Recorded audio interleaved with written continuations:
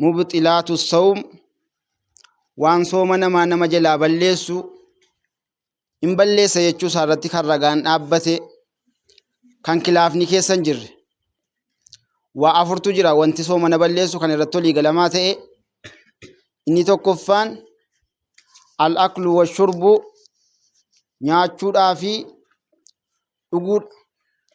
Nyaachuuniif dhuguun sooma nama balleessa jechuu irratti ijmaa'a jira.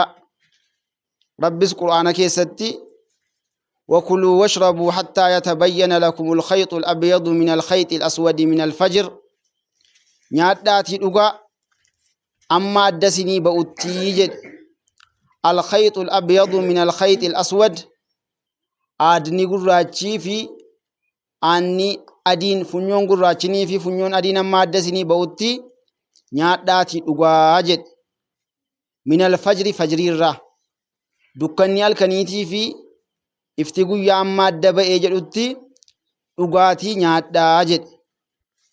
Ay fa idhaa tabayyana lakum fa amsiku. Gaafa akkana jedhu Rabbiin eeggammoo ifti adda sinii ba'ee fajriin fajaree ka'e immoo nyaataa fi dhugaatii irraa of qabaa jechuu isaati. Amma yoomiitti amma aduun seentutti mo'omuun tahal imsaak ammi nyaataaf dhugaatii irraa of qabamu amma aduun gadi seentutti. Rabbiin Qur'aana keessatti thumma atimmu siyaama ilal layl amma alkaniitti soomana keessan itti fufaa nyaataaf dhugaatii irraa of qabuu keessan itti fufaa jedhe. Gidduu kanatti namni nyaate namni dhugee jedhe beekaati taanaan soomni isaa jalaa badaa jechuudha. Irraanfiidhaaf yoo nyaate immoo irraanfatee yoo dhuge immoo yookiin immoo giddisiifamee yoo nyaachifame immoo yookaan yoo obaafame soomni isaa jalaan badu. Rasuulli sallallahu alaihi wasallam namni irraanfatee nyaate namni irraanfatee dhugee jedhe rizqii rabbiin isa razzaqee soomni isaa jalaan badu jedhan. Utuun beekin soomaan jira jechuutu of quban qabne bishaan dhudde yookiin waa nyaatte eggi nyaattee kaatee yaadatte eggi dhugdee kaatee yaadatte falyutimma sawmahu nama akkas ta'e jedhe soomanuma isaatti guuttatu jedhan soomni isaa jalaan banne soomni isaa achumatti hafeef. Beekaati taanaan balleessa irraanfiidhaan taanaan immoo hin balleessu jechuudha. Eggi nyaattee kaatee yoo yaadatte yoo nyaataa yaadatte jette immoo bakkuma sanatti dhaabda. Yoo immoo irraanfiidhaan ta'ee jedhee irraanfii dheechoof keessatti beekta waan ta'eef soomni kee nagaadhuma alhamdulillah jettee dhuma sooma kee itti fufta. Gaaf tokko sheenii keenya tokko sheenuuruun utuun soomaa jiruun iyyuu karaa wayii deemee baay'ee wayii na beelessee jedhan. Mana nyaataa dhaqeen nyaataa ajajadheen nyaadheedhan. Utuman hin bariin hin nyaadhee fixeedhan nyaata sooma kootuun hin yaadatin. Bishaanis irratti dhugeen mana nyaataatii kaffalee ba'e jedhan. Eggiin ba'ee ka'een dhaqeen takka taa'aa dhaqeetaniin deeffadheedhan makiinaa keessa taa'e. Aha sooman qabaamti kamittiin iyyuu deeffadhaa jechuun of yaadadheedhan eeggasii. Allah nyaata nyaadhee dhufe irraanfadheetaniin nyaadhe jedheen alhamdulillah jedhee jedhan. Soomni koos nagaa garaan koos guutuu jedheetaniin alhamdulillah jedhee jedhan. Irraanfattee yoo nyaatte yookaan immoo irraanfattee yoo dhugdee jette soomni kee waa tokko si jalaan ta'uu jechuudha. Yookaan immoo yoo giddisiifames Rasuulli sallallahu alaihi wasallam inna Allah tajaawaza li an ummati rabbiin ummata kootiif irra naa darbee jedhan. Al-khaxa'a wan-nisyaana wama stukrihu alayhi waan dogoggoranii hojjetan waan irraanfatanii hojjetan waan giddisiifamanii hojjetan. Namni tokko giddiidhaan qabee yoo bishaan si oga'e soomni kee sun fayyaadhuma. Namni tokko giddiidhaan sin ajjeesa jedhee qawwee afaanitti si qabee gejera ol sitti fudhatee mancaa sitti baadhatee nyaattu malee yoo nyaatin sin ajjeesa yoo jedhee nyaatte soomni kee sun nagaadhuma rabbiin sawaaba keetti sii qabaa jechuudha giddisiifamteeti waan ta'eedhaaf. Inni lammaffaan maa kaana bimacnaa al-akli aw shurbi waan bakka dhugaatii yookaan bakka nyaataa bu'u akka marfee qallabaaf waraannatamuu fa'i. كالإبرة المغذية التي يستغنى بها عن الأكل والشراب مرفي يوكين جلوكوسي نمني بكنياتا فيدم بكنياتا لكيبوف كنياتا فدقواتي را دروم سيوتي إني سويو نياتا نما سوما جنا ما نما جرا بلي سودندا يو نياتا حقيقة دان انتينيس بكنياتا بواجرتي أكما نياتا تيجو سوما نما بلي ستي. وألحق بعض أهل العلم بذلك شرب الدخان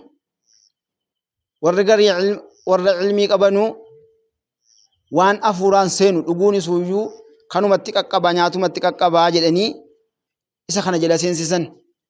Useeminiin fataawaa isaanii keessatti inni kun isuyyuu wanta akka sujaaraa fa'i wanti aarri isaa garaa nama seenu yoo dhugamee jedhe nyaatumaaf dhugaatii waan bakka bu'u kanatti qaqqaba jedhanii isa kana jalatti dabalan.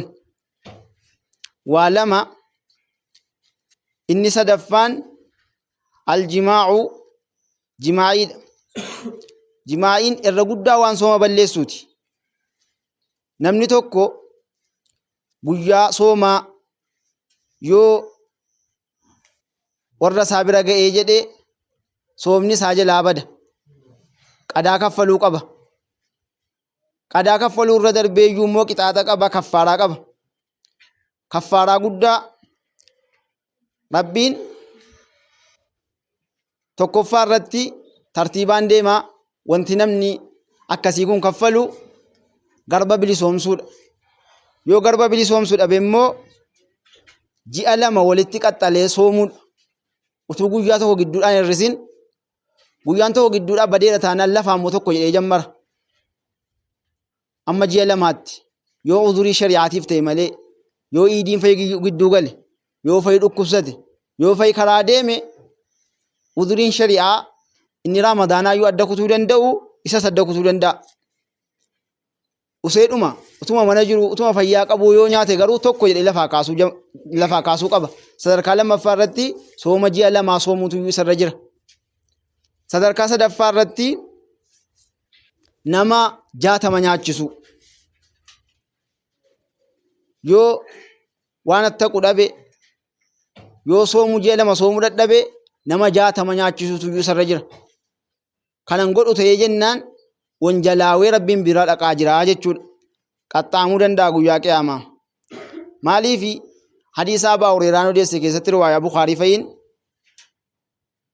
riwaayaa Muslimiin akkasuma riwaayaa Bukaariitiin nuyi taa'aa jiru gurbaan tokko dhufee ol seenee jedhe Abaa Hurayraan. Faqaala yaa Rasuulallahi halaktu yaa Rasuula Rabbii nan halaakame an badeera jedhaa dhufe. Jennaan Rasuulli sallallahu alaihi wasallam maalaka maaltu si halaake maal taate jedhaniin. Qaala waqactu calaa imra'atii wa ana saa'imun. Utuun soomaa jiruun iyyuu haadha manaa kootii irratti argame kanaaf hin halaakamee jedheen. Jennaan Rasuulli sallallahu alaihi wasallam fahal tajidu raqabatan ta'tiquhaa garba bilisoomsitu qabdaa jedhaniin. Jennaan namtichi laa lakkii garban qabu jedheen. Awwaanan bilisoomsu waanan ergadhu waanan itti fayyadamu gateettiidhuma koo malee hin qabu waan of malee waa tokkittii siin qabu jedheen namtichi. Jennaan Rasuulli sallallahu alaihi wasallam sadarkaa lammaffaatti gadi bu'anii fa'al tastatiicu an tasuuma shahrayni mutataabicayn ji'a lama walitti qabdee soomuu hin dandeessaa jedhaniin. Jennaan namtichi laa lakkii hin danda'u jedheen. Balaa kana keessaa yoo kan na buusee jedhe soomana isa ji'a tokko yoo nan dadhabeen iyyuu ji'a lama danda'ee walitti soomaa jedheen. Isa kana suuyyuu hin danda'u jedheen. Jennaan Rasuulli sallallahu alaihi wasallam fahal tajidu ixcaama 60 miskiina nama 60 nyaachisuu dandeessaa jedhaniin. Waan nama 60 nyaachiftuu qabdaa jedhaniin. Qaala laa lakkii waa tokkittii si lafaan qabu jedheen. Ofii kootiifuyyuu qanii meeqa na gabuu bulee waa tokkoyyuu lafaan qabu jedheen.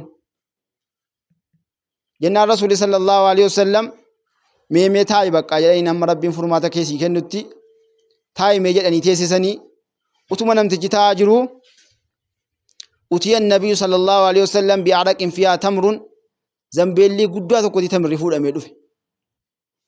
rasuulatti kenname fidame. Achumaan rasuuli sallallahu alaihi wasallam ayna saa'il inni amma waan gaafatu tokko eessa jira jedhee gaafate. Jennaan namtichi ana yaa ergamaa rabbii anaa jedheen. Jennaan khudhaa fatasaddaq bihaa. Kunoo tamirra namni fide kana fudhadhuuti dhaqiitii ofirraa kaffalii nama 60 nyaachisii jedhaniin. Dhaqiitii saddaqadhu jedhanii rabbi sirraa buusu kanumaan. Jennaan gurbichi a'laa afqara minni yaa rasuulallah. Nama miskiinaa kenninaan jettee miti jedheen. Nama narra miskiinaatiif anin kennaa jedheen. Nama sirra miskiinaatii dhaqii kennii jedhaniin. Jennaan fawallaahi jedheen. Rabbittiin kakadha maa bayna laabatayhaa ahlu baytiin afqaru min ahli bayti.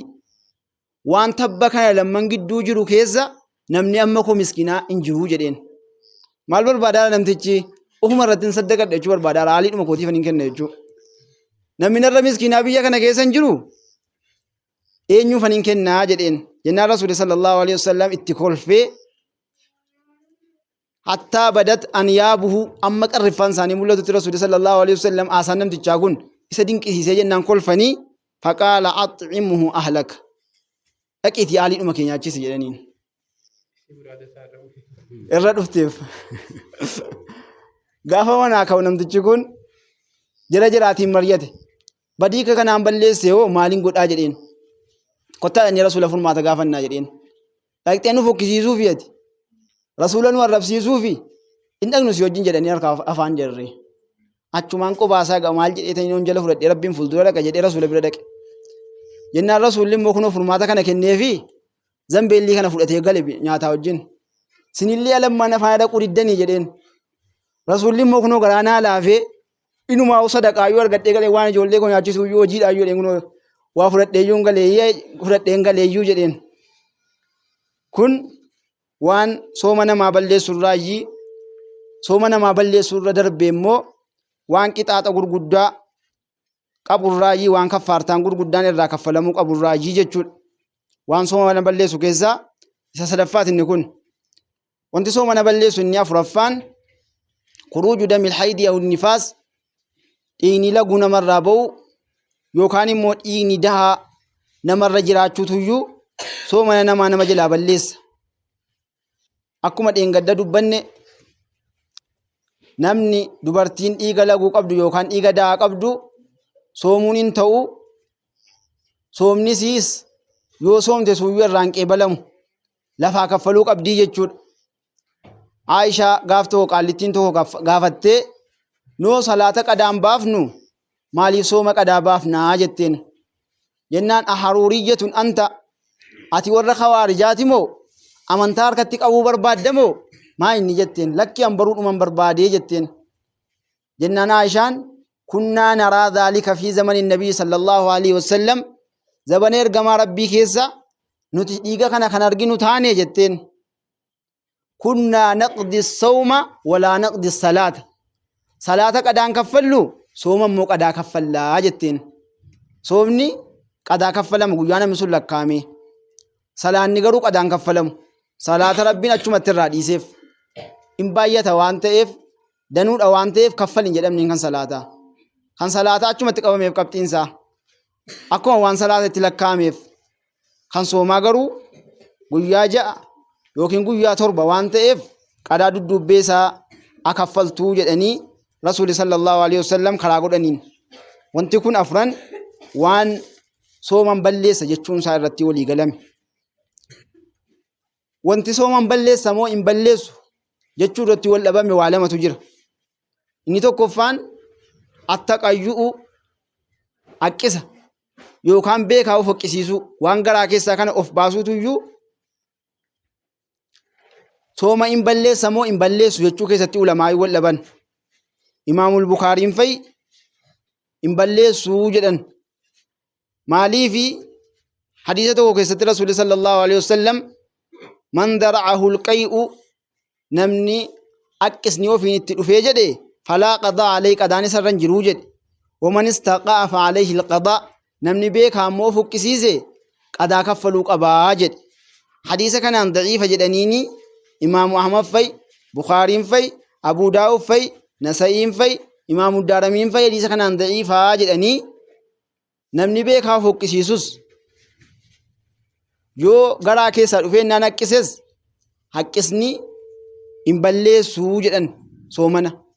Jumhuuronni ulamaa irra guddaan ulamaa immoo jara kana namni hin ta'in immoo hin balleessaa jedhan.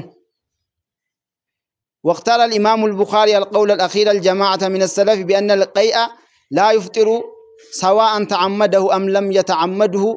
إمام البخاري بيكاتوس دوغوران توس إن بلسو جدي سلفوتو دنو سامك على الديجد لأن أصل البراءة وصحة الصوم أصلين أما شريان أفتي إن بلس نمان جدتي إن بلسو جدين أمتاود صومنا ما فياتود جد مالف فطرين ولأن الفطر مما دخل وليس مما خرج وان قسين الراجي مالي وانت نما فطر سيسو وان كيسا بأراجي متيجد بخارين قرو وفي الجنة داف يو وفي ساعتي كان أفوتي إسلا يوكسني صومنا بلسو نكون الرطولي قلمات يوم مو كان أفيو فكسيسون تي نمني صوم أفيو فكسيسون سريمتي خلافة قبا وانته فلما قدوتي ورغرين بلسا جدارو ورغرين بلسو جدارو خلافة جدا بوداف وفكسيسون راف هقاتون أمتو يبار يدود آجتشون لما فان كان خلافة قبو إنذال المني باستمناء أو غيره منيين أفي نمر رابعو يوكيني منمو في الرابع سودان كوني سويو شهوار رايي سومني موان شهوار ردورات أبتشوك أبو الراي رسول صلى الله عليه وسلم يدو طعامه وشرابه وشهوته من أجلي ناف جتشا نياسة ديسي لغاتي ديسي فإناسا ديسي جدن حديثة كان رقاقل أتنيور رقارين إني كوني سويون بلسا جتشو بربادن garuu namni akkas godhe kun inuun jalaa jechuudhaatti shakkiin hin jiru walaa shakka annahu ya'tham wanjalli sarra jira jechuudhaaf shakkiin qabu dilaawaadha wanjalaawaadha walaakin fi buxlaani sawmi nadar soomanan balleessamoo balleessu jechuu keessatti garuu laalcha qaba akka ulamaatti hin balleessu warri jedhes jira hin balleessa warri jedhe suyyuu jira li'anna almuraada bishahawati fi lhadiithi huwa aljimaa shahawaatti kan fadhamaaru asitti hadiisa kana keessatti jimaa'idha waan ta'eef hin balleessamoo hin balleessu jechuun inni kun suyyuu khilaafa qaba garuu wanjala guddaa qaba irraa fagaatamuu qaba jechuudha wanti soomana hin balleessa jedhamu akkuma guutuutti waa ja'a